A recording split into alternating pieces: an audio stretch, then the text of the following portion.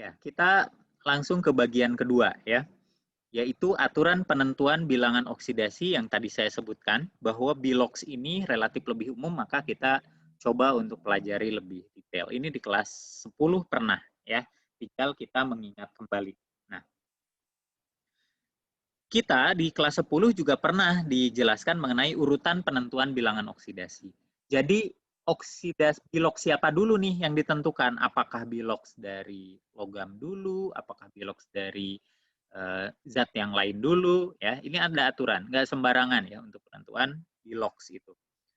Nah, di sini saya akan urutkan. Artinya kalau urutan itu nggak boleh diacak-acak gitu ya. Kalau berurutan, maka tentukan dari nomor 1 dulu, baru ke nomor 2, baru 3, 4, 5, dan selanjutnya gitu ya.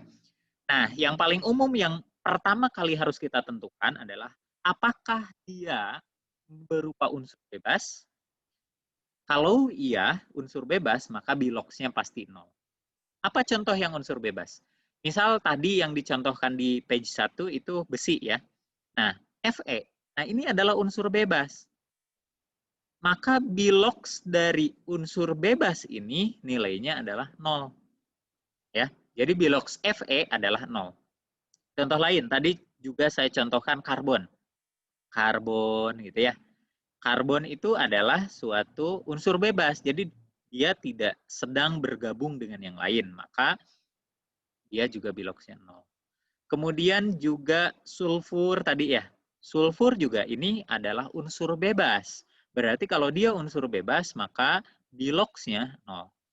Kemudian oksigen. Nah, oksigen contohnya. Oksigen walaupun O2, dia unsur bebas, tidak sedang bergabung dengan unsur yang lain, maka ya ini biloxnya juga 0. Contoh lain tadi di page sebelumnya adalah nitrogen, N2. Sama ya, N2 dia tidak sedang bergabung dengan yang lain, maka dia juga memiliki bilox 0. Ya, jadi ini adalah unsur bebas. Nah, sekarang kita coba bilangan oksidasi ion sama dengan muatan. Contoh ion apa? Tadi kita contohkan ya, Na+. Nah, Na+ berarti biloxnya berapa? Ya plus 1, karena muatannya adalah plus 1 ya, karena bilox ion itu sama dengan muatan. Kemudian bilox dari misalnya Mg2+. Ya maka biloxnya plus 2 gitu ya, karena muatannya adalah 2+. Kemudian saya punya aluminium ya, ion aluminium Al3+, maka biloxnya ya bilox plus 3. Terus bagaimana kalau misalnya saya punya SO4 2-. Ya muatannya -2, berarti kan bilox ionnya itu adalah -2 juga. Nah, itu yang disebut sebagai bilox ion ya. Jadi apakah dia unsur bebas ataukah ion? Kalau unsur bebas maka nilainya 0, kalau ion maka sama dengan 0.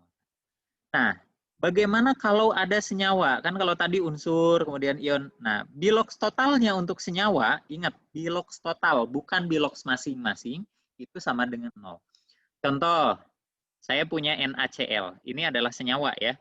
NaCl ini senyawa karena gabungan dari dua unsur, yaitu natrium dan klor. Ya, gabungan dari dua unsur ini makanya namanya senyawa, dan bilox total, ingat bilox totalnya itu sama dengan 0. Bukan bilox Na, bukan bilox Cl, tapi bilox total NaCl itu adalah 0. Kemudian senyawa yang lain, misalnya H2SO4. Ya, H2SO4 ini senyawa juga, senyawa netral gitu ya. Kalau senyawa netral kayak gini ya bilox totalnya itu sama dengan 0. Gitu ya. Kemudian ada senyawa yang lain lagi, terserah kalian pilih, misalnya kalian punya Fe misalnya FeCl3 ya. Atau kalian punya yang lebih banyak lagi Al2SO4 3 kali misalnya. Semuanya ini ya, bilox total dari senyawa ini semuanya adalah 0. Ingat bilox totalnya 0 karena tidak ada muatan. Kalau ada muatan ya bilox totalnya sama dengan muatan itu. Nah, sekarang Kalau kita sudah tahu apakah dia unsur bebas, apakah dia itu ion, apakah dia itu senyawa, maka kita lanjut ke langkah kedua. Seandainya dia senyawa. Nah, ini semua dari poin 2 sampai poin 8 ini aturan dalam senyawa. Jadi kalau kita punya senyawa, nah bagaimana cara mencari ya biloks masing-masing? Ini aturannya ya dalam senyawa atau ion. Kalau kita punya senyawa atau ion, maka biloks masing-masingnya mengikuti aturan 2 sampai aturan 8. Saya akan contohkan langsung ya, saya akan contohkan langsung. Misalnya tadi kita punya NaCl ya. NaCl. Na itu adalah logam golongan 1A. Maka Na ini ya, saya cari ini dulu. Nah, karena Na adalah golongan 1A, dia logam, maka biloksnya nggak boleh berubah. Itu biloksnya harus plus 1. Nah, ini karena senyawa tadi biloks totalnya itu harus 0 ya. Karena biloks totalnya 0. Cl mau tidak mau harus berapa supaya plus 1 dan totalnya 0, maka Cl harus min 1. Ya. Kemudian, contoh yang lain, saya punya senyawa tadi H2SO4. Nah, di antara H2SO4 ini nih, mana yang duluan kita tentukan? Ya, yang duluan kita tentukan tentu biloks total ya, karena dia senyawa, biloks totalnya harus sama dengan 0. Nah, antara H, S, dan O, lihat aturan ini. H ada di mana? Apakah H itu fluor? Bukan. Apakah H itu logam golongan 1A? Bukan. Ingat, hidrogen bukan logam. Ya. Kemudian apakah dia logam golongan 2A? Bukan juga. Gitu ya. Ternyata bilangan oksidasi hidrogen biasanya plus 1 dalam senyawanya.